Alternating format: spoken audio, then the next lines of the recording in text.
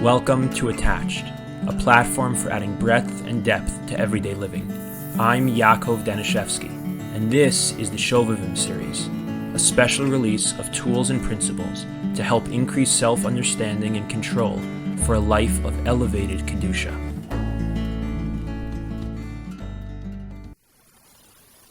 In addiction recovery, there is a line that says, relapse is not an event, it's a process.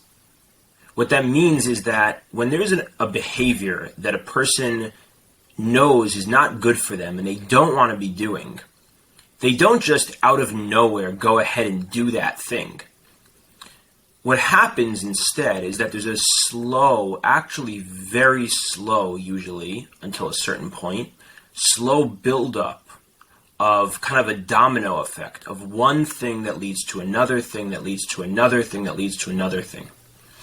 And over the course of time, these events lead a person right up to the fire, at which point they have no more self-control, and then there's the quantum leap of the behavior taking place that they so badly didn't want to do. But at that point, they've essentially lost all control. And the reason that's so important is because what that means is that really the core of the work that a person needs to do to prevent that behavior is not what they typically think about of, I shouldn't do that thing. I have to stop doing that thing. I have to make a different choice and not do that. What they really need to be doing is to be much more aware of all the factors and all the triggers that lead up to those final dominoes that get knocked down. What we want to do is we want to back ourselves all the way up to the beginning of that process.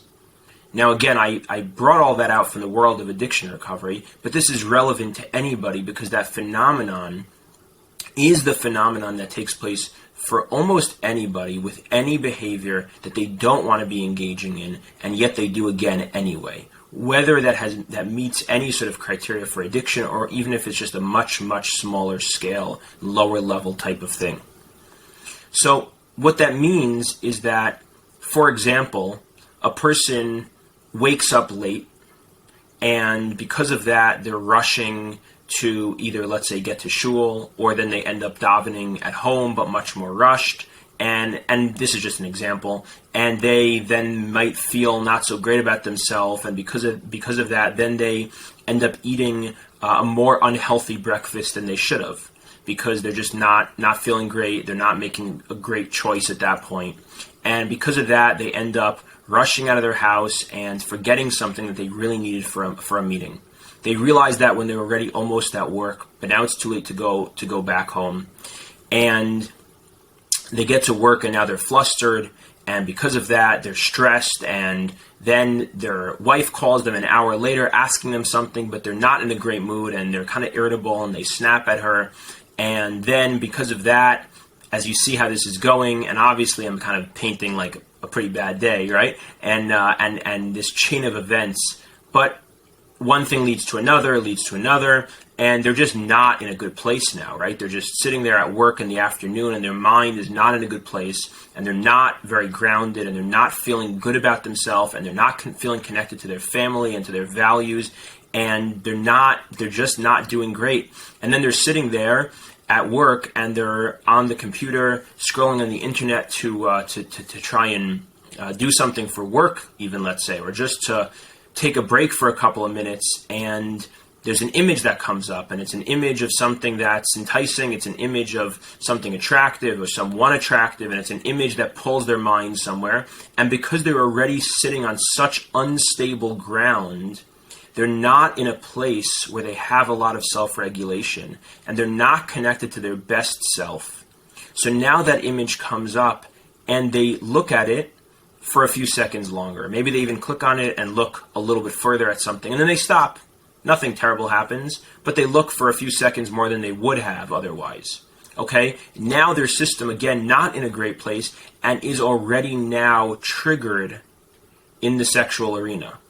And now they're going home, and on the way home, they see a billboard or they see something, and again, it furthers that process.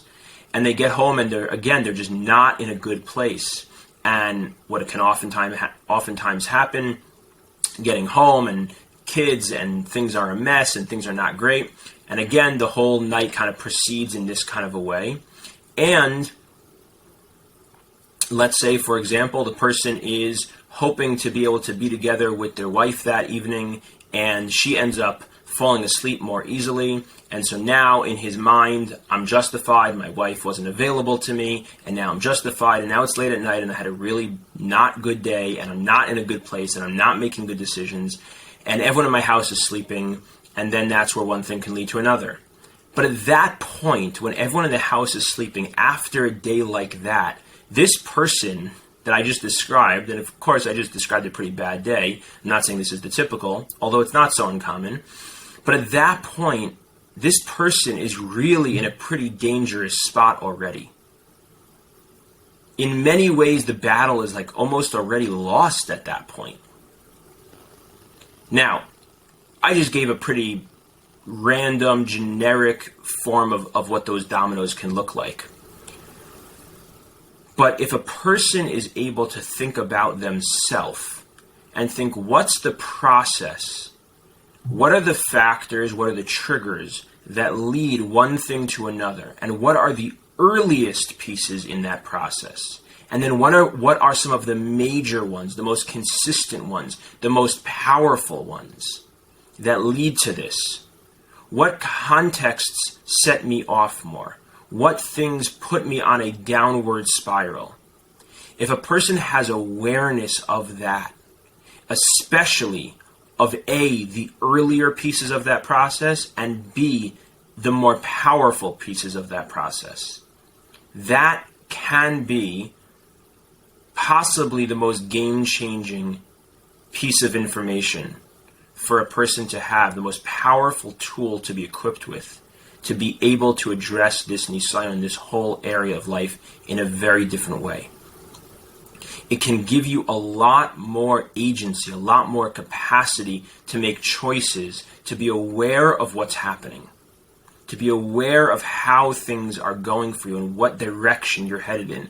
It's not random when we have better moments of self-control and when we have worse moments of self-control. It's very much connected to what's going on around and before the moment where we're tested with that question of self-control. How triggered are we already? Whether triggered sexually or triggered in that we are emotionally unstable or ungrounded or upset for whatever other reasons. If we have the awareness of what things contribute to that process in a downward spiral, that gives us a tremendous capacity to reroute things and to make better choices. So the exercise along with this is to really think about what is that process. And the worksheet that will go along with this is one that will help to try and give you the capacity to think about what are the factors that typically are involved in when I land myself in a place of less self-control and when I have the capacity for more self-control.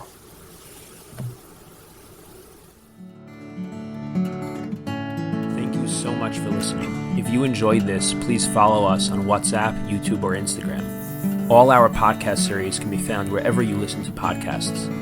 I'd love to hear from you, so please reach out with questions, comments, or suggestions, or to be added to our WhatsApp groups. You can reach us through email using Yakov, YAKOV, .attached@gmail.com, or on WhatsApp at 773-888-2413.